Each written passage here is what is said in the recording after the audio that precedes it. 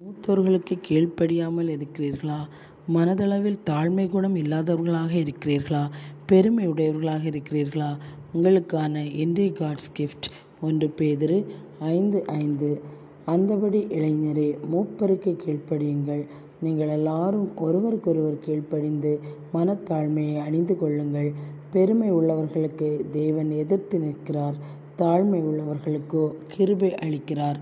கர்த்தருக்கு முன்பாக தன்னை தாழ்த்திக் கொள்வோமானால் அவருடைய கிரியைகளுக்கு நாம் பாத்திரவானாய் இருக்கிறோம். நம்முடைய மூத்தோர்களுக்கு கீழ்ப்படியும் குணத்தை கர்த்தர் விரும்புகிறார். பெருமை உடையவர்களாக இல்லாமல் தாழ்மை குணம் உடையவர்களாக இருக்க வேண்டும். சேர்ந்து ஜெபிப்போமா?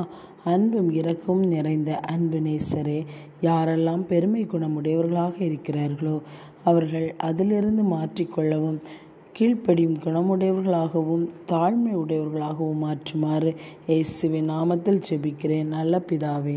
ஆமென். God bless you.